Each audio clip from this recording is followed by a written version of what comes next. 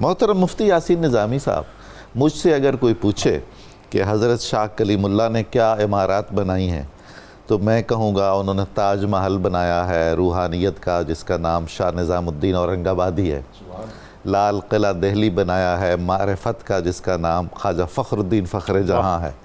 شاہ سلیمان ان کی عمارت ہیں، خواجہ نور محمد ان کی عمارت ہیں، خواجہ شمس الدین سیالوی ان کی عمارت ہے، پیر مہر علی شاہ گولڑوی ان کی عمارت ہے، ضیاء الامت حضرت پیر محمد کرم شاہ ان کی عمارت ہے۔ ایسی عمارتیں بنائی انہوں نے۔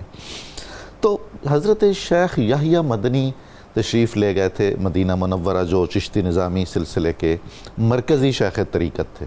تو آپ پھر بیعت کے لیے حجاز گئے اور وہاں کیا گزری، وہ سرگزشت عطا فرمائیے۔ بسم اللہ الرحمن الرحیم۔ حضور بہت بہت شکریہ۔ سب سے پہلے آپ نے شریعت کا علم کامل طریقے سے حاصل کیا ہے۔ قرآن، حدیث، فقہ، سیرت، تاریخ، تصوف، ہر حوالے سے آپ نے اس علم کا عروج جو ہے وہ حاصل کیا ہے۔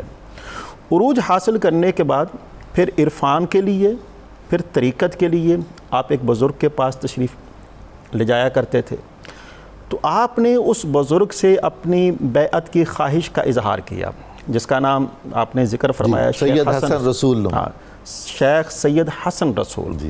تو آپ نے ان سے کہا، تو انہوں نے جب آپ نے ان سے یہ والی بات کی نا، تو انہوں نے کہا بھی آپ کا سامان جو ہے وہ میرے پاس نہیں ہے۔ اللہ۔ اس وقت آپ نے نا یہ والا شعر جو ہے وہ وہاں پر کہا تھا، سپردم بتو مایائے خیش را تو دانی حساب کم و بیش۔ اللہ۔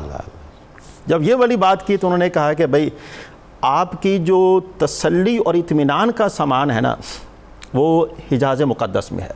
جب یہ والی بات کی گئی تو آپ نے ایک لحظہ کی بھی دیری نہیں فرمائی۔ اللہ اکبر۔ ان کا حکم تھا فوراً سامان سفر باندھا، وہیں سے روانہ ہو گئے، وہیں سے آپ روانہ ہو گئے۔ اور یہ بڑی دلچسپ بات ہے کہ عرفان الہی کے لیے اور معرفت کے اصول کے لیے بندے کو ایک لحظہ کی بھی دیری نہیں کرنی چاہیے۔ حضور والدہ ماجدہ تھیں اور ان کی اجازت اور حکم کے بغیر ایک قدم نہیں اٹھاتے تھے۔ سبحان اللہ۔ لیکن اس مرحلے پر آپ روانہ ہو گئے اور والدہ کو صرف اطلاع بھجوائی کہ میں اپنے مرشد کی تلاش میں حجاز جا رہا ہوں۔ سبحان اللہ۔ تو آپ سب سے پہلے مکہ مکرمہ تشریف لے گئے۔ مکہ مکرمہ کے بعد پھر آپ مدینہ منورہ حاضر۔ مدینہ منورہ کے بعد ایک نخلستان تھا، آپ وہاں پر آرام فرما رہے ہیں۔ حضرت شیخ یحییٰ مدنی انہوں نے جب ان کو دیکھا نا کہ یہ مدینہ منورہ کے بعد ایک نخلستان میں تشریف فرمائے، انہوں نے اپنے ایک قاصد کو بھیجا، ایسا کرو وہاں پر ایک شخص ہے جس کا نام ہے کلیم اللہ، اسے بلا کر لاؤ۔ کمال ہے۔ اور جب آواز دی گئی تو آپ نے سوچنے لگے کہ کلیم اللہ ہو سکتا ہے کوئی اور بھی ہو۔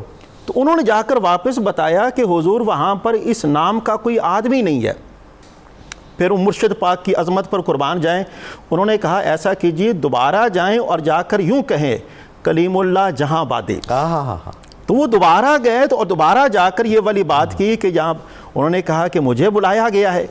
جب آپ اپنے پیر و مرشد کی بارگاہ میں حاضر ہوتے ہیں، پہلی ملاقات ہوتی ہے اور پہلی ملاقات کا اظہار آپ اپنے ان الفاظ میں کرتے ہیں، اے کہ تو از نام تو می بارد عشق، سبحان اللہ، واز نامہ و پیام میں تو می بارد عشق، عاشق شود آکس کے بقویت گزرد، سبحان اللہ، گوز درو بام تو می بارد عشق۔ اللہ۔ جب پیر و مرشد نے آپ کے ان جذبات کو سنا، پیر و مرشد نے آپ کو اپنے سینے سے لگا لیا، سبحان اللہ، اور انتہائی محبت اور عقیدت کے ساتھ آپ کا استقبال فرمایا۔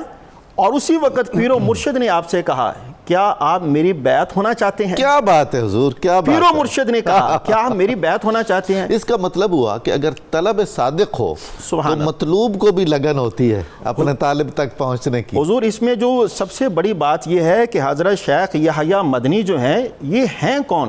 یہ وہی ہیں کہ جن کو اللہ کے پیارے رسول نے خواب میں آ کر اشارہ عطا فرمایا تھا کہ اب آپ نے زندگی کی آخری سانس تک مدینہ منورہ نہیں چھوڑنا۔ سبحان اللہ، سبحان۔ اور اس خواب سے لے کر بقیہ 14 سال آپ نے مدینہ منورہ میں گزارے۔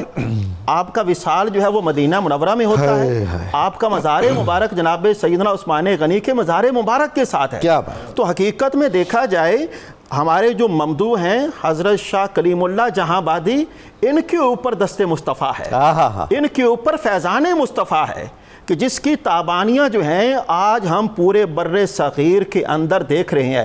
آپ نے جن عظیم شخصیات کا ذکر فرمایا یہ ایک ایک شخصیت جو ہے یہ نبی کریم صلی اللہ علیہ وآلہ وسلم کے فیضان کی ایک صورت ہے. اور اسی طرح آپ کی ذات ببرکات جو ہے آپ نے یہاں سے بھی فیض حاصل کیا اور آپ اپنے پیر و مرشد کی خدمت میں 6 ماہ تک رہے, سلوک کی تمام منازل طے فرمائیں اور پھر پیر و مرشد نے کہا کہ اب آپ ایسا کیجئے جس طرح کے ذکر کیا گیا کہ اس وقت دلی کے حالات اور ہندوستان کے حالات اور خانقاہی نظام جو ہے وہ زوال پذیر ہونے لگا تھا.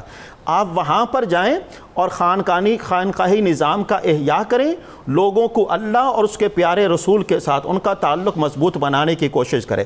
ایک تو آپ نے جو یعنی بیعت جو ہے آپ نے ان کے ساتھ فرمائی ہے اور اسی طرح آپ کی بیعت جو ہے وہ سلسلہ نقشبندیہ سے بھی ہے اور یہ بھی حجاز مقدس میں ہے. حضرت امیر محترم لاہوری رحمہ اللہ تعالی آپ نے ان سے بھی سلسلہ نقشبندیہ میں بیعت کی. قادری بھی سلسلے میں بھی خلافت ہے. سید محمد کبرا سے سید محمد کبرا سے آپ نے سلسلہ عالیہ قادریہ آپ نے ان سے بھی فیض حاصل کیا. تو مطلب یہ ہے 3 ایسے سلسلے ہیں, قادریہ, نقشبندیہ اور چشتیہ, ان سے آپ نے فیض حاصل کیا اور اسی فیض کو آپ نے دلی کے اندر آ کر ایک مرکز بنایا اور وہاں پر زندگی کی آخری سانس تک اسی فیض کو تقسیم فرماتے رہے.